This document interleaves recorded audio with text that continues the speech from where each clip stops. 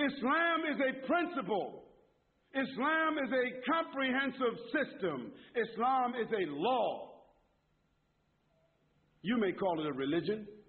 I don't like to use that word. It's too restricting. When we say religion, a whole lot of things just come up in the mind from all the movies and books and things that we've read. Religion seems like kind of restriction, like a suit you might wear, like going into some place like it might be to some people virtual reality. You've heard of that, right? So like virtual reality, you can pay for, you can go somewhere and develop and have your own religion.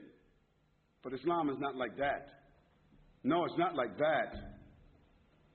Islam is a law. Islam is a system. Islam is a legislation. Islam is a regulation. And therefore, it has dimensions by which you can determine and identify it.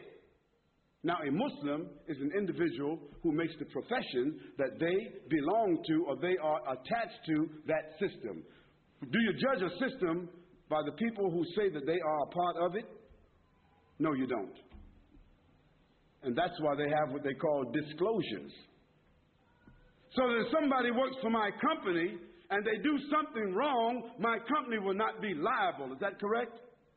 Because I've already made a disclosure that this person does not necessarily represent our company in policy or so forth and so on. I've made a disclosure of that. Well, God has also made a disclosure that the human beings themselves, God is not indicted, and God is not imperfect, and God does not die, and God does not have the limitations, and God doesn't make mistakes, and God is not immoral, and God is not prejudiced. But some Muslims are. So we don't judge or indict a system of life by the people who claim to be that. We would not indict Jesus Christ by what Jim Jones did some years ago. We will not indict Jesus Christ by what Jeffrey Dahmer did. We will not indict Jesus Christ by what Charles Manson did. We will not indict Jesus Christ by the Oklahoma bomber. What was his name? Timothy McVeigh. Was he a Christian fundamentalist? We will not indict him.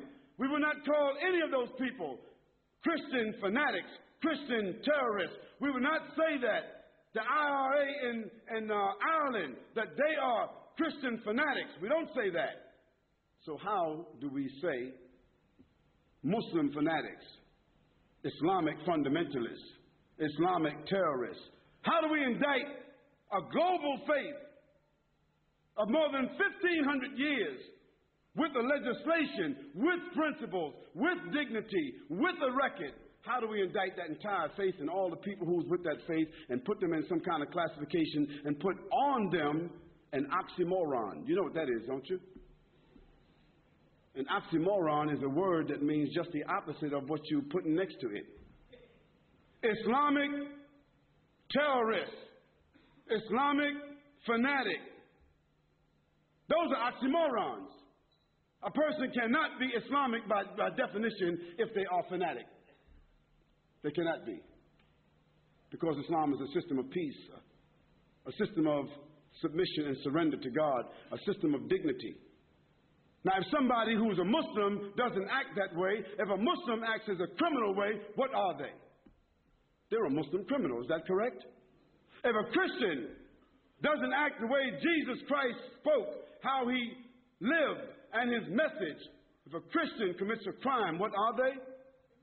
A Christian criminal. A Jewish person commits a crime, what are they? A Jewish criminal. A Buddhist, a Hindu, or anyone else that commits a crime, they are what?